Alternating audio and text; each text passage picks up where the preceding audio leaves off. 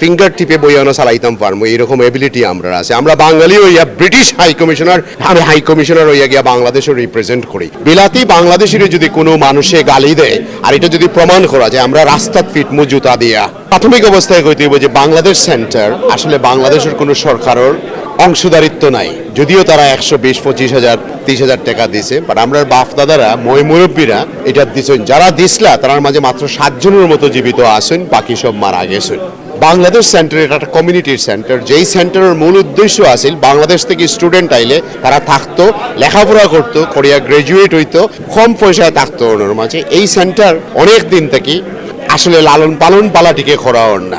Recent এইজও যেটা দেখা গেছে গত 2-1 দিনের মাঝে, আমি কইব যে আমরা পয়লা দেখতে হইব যে আমরার কমিউনিটিরে কোনো রকমের বাংলাদেশি কোনো মানুষ এখানে যারা আইন হাই কমিশনার হোক আর অফিসের ভিতরে যারা আছে তারা দে আর পেইড মানুষ সকল ইনোর মাঝে, তারা বেতন ফাইন আমরার পয়সার তারি, দে আর জাস্ট লাইক এ কর্মচারীর লেখান কাম করেন। তারা ডিগনিটি থাকতে পারে, তারা ডেডিকেশন থাকতে পারে, বাট ফ্যাক্ট হইল যে ইনোর মাঝে যারা ইনভলভ আছে 99.9% নিজের পকেটের পয়সা দিয়ে গিয়া মানুষের সেবা করার লাগি কেউ করা হয়। আমি ইনস এন্ড আউট জানি না, বাট ভিডিও থেকে যেটা দেখছি দেখার মাঝে আমার মনে হয়েছে প্রফেশনালিজম বলতে কোনো শব্দ আসেন না, গার্ড তেরামের দোষ আছে।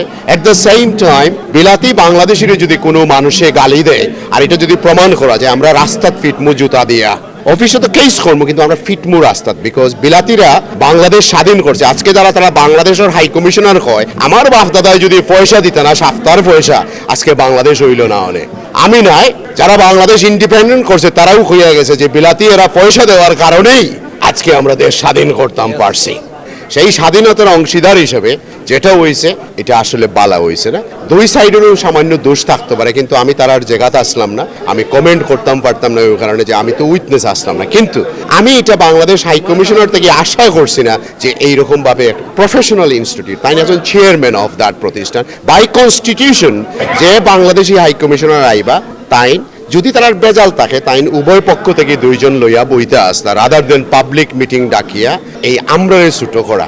আমরা সবরে ছুটো করা হয়েছে আমার যুক্তি মতে, এবং বাংলাদেশিরে কেউ গালিতে পারত না। বিলাত আমরা যারা আছি আমরা ব্রিটিশ সোসাইটিতে কন্ট্রিবিউট করি, আমরার ছেলেমেয়েরা এখন এত শিক্ষিত, তারা মাঝও থাকে, তারা তোমার মাঝও গিয়ে তোমার তারা কাম করে। আমরার ছেলেমেয়েরা আর সেই গরিব বাংলাদেশের ছেলে মেয়ে রইছে না, হয়তো আমরা দাদারা আসলাম, বাবারা আসলাম, কিন্তু আমরা এখন বাংলাদেশের মতো দেশ আমরা ফিঙ্গার টিপে বইয়ানো চালাইতাম পারবো এরকম এবিলিটি আমরা আছে। আমরা বাঙালি হইয়া ব্রিটিশ হাই কমিশনার, আমি হাই কমিশনার হইয়া গিয়া বাংলাদেশও রিপ্রেজেন্ট করি। আমরা যদি তারা এইরকম ব্যবহার করে, that should be taken into consideration and public হলে ডিসাইড করতে হইব how should they maintain this. এটা আমি কইতে পারতাম না ডাইরেক্টলি, ও কারণে যে আমি মনে করবো তাই চেয়ার হিসেবে তাই দুই পার্টির লইয়া বইয়া আসলে ডিফারেন্স দেখতে, উভয় পার্টি থেকে 2 জন 4 জন লইয়া একটা ডিসিশন বানানোর আগে আমি বুঝতাম হইব রাইট এবং রং, আমি দেখতে হইব 2 সাইড। আমি যদি হঠাৎ করে মেন্টালিটি রেডি করিয়া হইতো না, এটা তো একটা প্রসিজার আছে, একটা প্রসিজার, একটা কনস্টিটিউশন আছে, রিটেন কনস্টিটিউশনে যা হয় সেটা হাই কমিশনারে ফলো করতে হইব। আমার কথা ওনার দরকার নাই,